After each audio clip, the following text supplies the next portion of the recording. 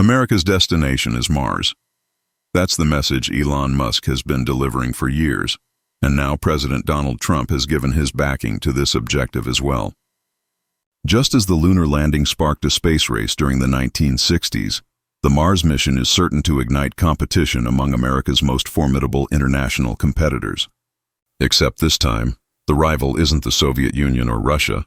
The United States will be competing against China to be the first to claim the red planet.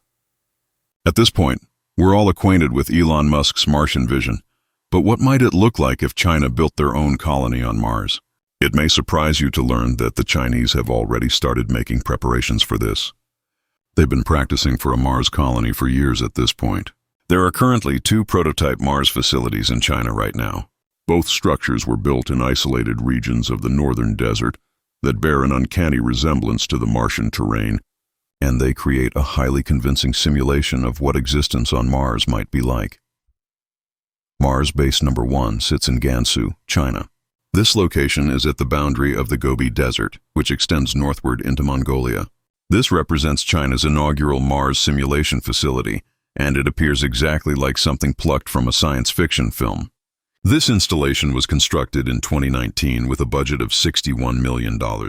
The Chinese marketed the Mars base by filming a reality television program there, where famous personalities received training from actual Chinese astronauts and scientists to carry out fictional space operations. It's currently utilized as an educational and tourism hub, essentially to motivate the younger generation toward careers in the space industry, where they can undertake the voyage to an actual Mars base in the years ahead. It's an exceptionally convincing Mars facility. They've installed spacious, comfortable sleeping areas, an impressive command center featuring massive curved displays. They're cultivating wheat indoors and possess essentially every convenience one would require. Outside lies a simulated Martian environment complete with authentic spacesuits, an enormous exploration vehicle, rovers, a landed crew capsule, and, curiously, the black monolith from 2001, A Space Odyssey. In any case, Mars Base Number 1 essentially serves as the public relations arm of China's space colonization endeavor. It resembles a themed resort more than anything else, which is logical if you're attempting to persuade people to journey to Mars with the realistic possibility of perishing millions of miles from home on a frigid, lifeless alien world. Then this is likely the optimal way to acclimate them to it. All these buses filled with school children are being mentally prepared for their Martian destiny. Then there's Mars Camp. This represents a somewhat more realistic, no-frills interpretation of China's initial space settlement. Mars Camp is positioned even deeper into the desert of northwestern China, in one of the nation's most isolated regions, far removed from human settlement. The location even displays the same reddish hue as Mars itself. Mars Camp is essentially a collection of shipping containers assembled together. It doesn't have the tall ceilings, bubble domes, and vibrant lighting of Mars Base 1, but Mars Camp is certainly a more genuine representation of what the inaugural attempt at a deep space colony might resemble. The Chinese describe this location as a venue for scientific education and what they term patriotic education for young pioneers.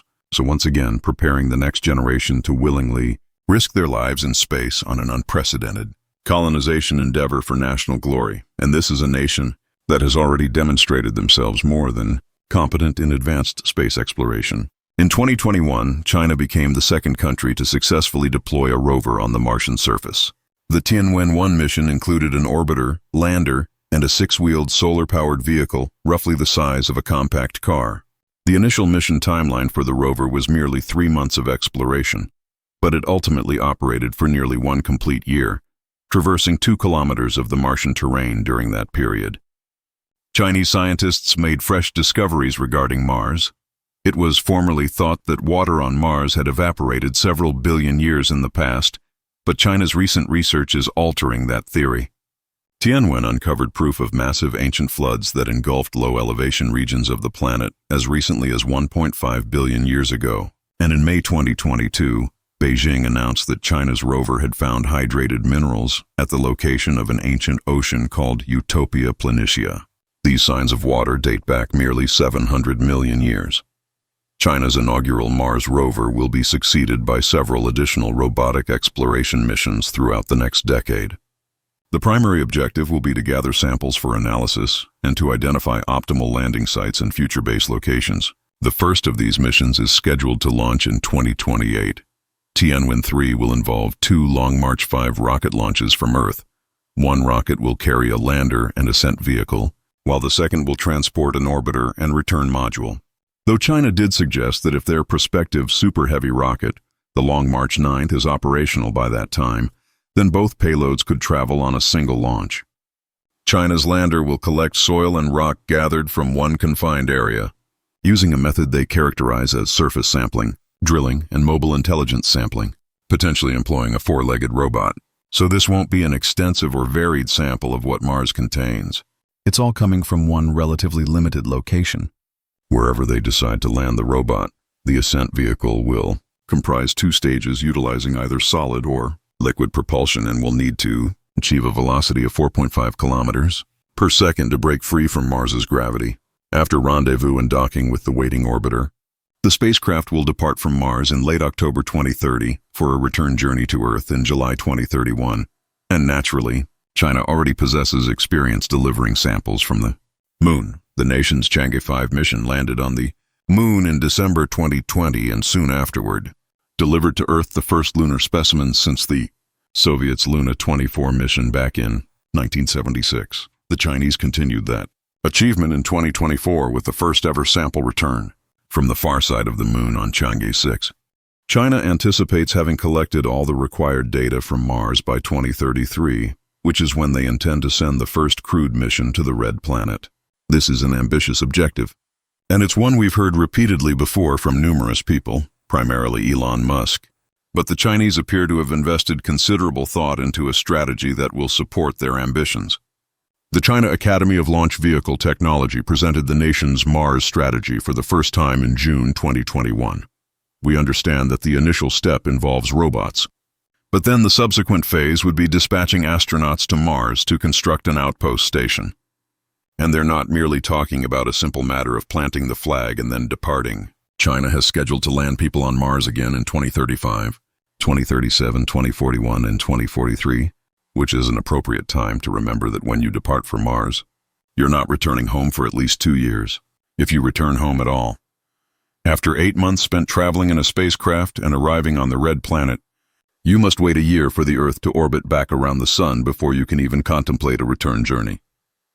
The third and final phase envisions establishing a large-scale Earth-to-Mars cargo fleet departing Earth every 2 years. Early missions would utilize numerous heavy-lift rockets to assemble the Mars spacecraft in orbit. The transport vehicle would then rendezvous and dock with a ferry stage employing nuclear electric and nuclear thermal propulsion for Earth-Mars transfer. Cargo would fly to and land on Mars independently, and a Mars descent and ascent vehicle would transport astronauts to and from the surface.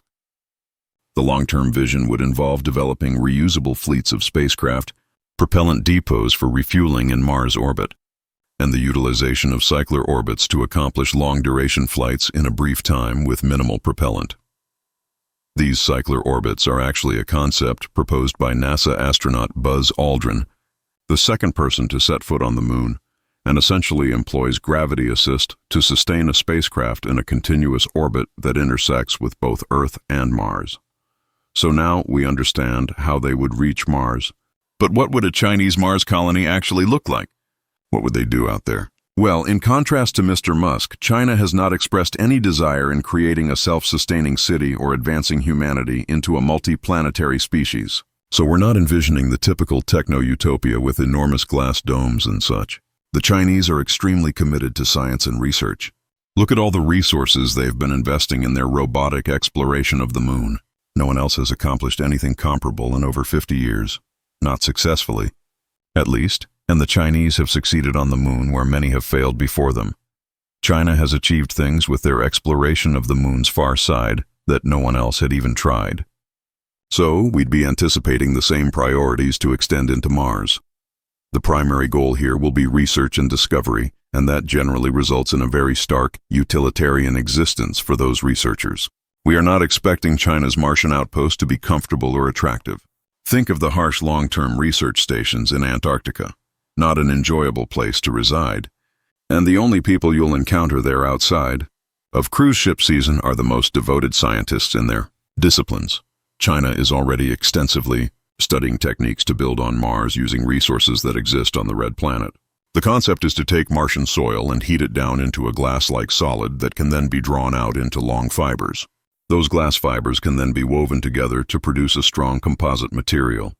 And then that fiber-reinforced composite made from Martian soil can be utilized to construct low-profile structures like huts and bunkers. So make no mistake, there is a competition underway for the planet Mars, but it's going to be completely different from what we witnessed with the Moon in the 1960s. You can't simply plant a flag on Mars and then reverse course and come home.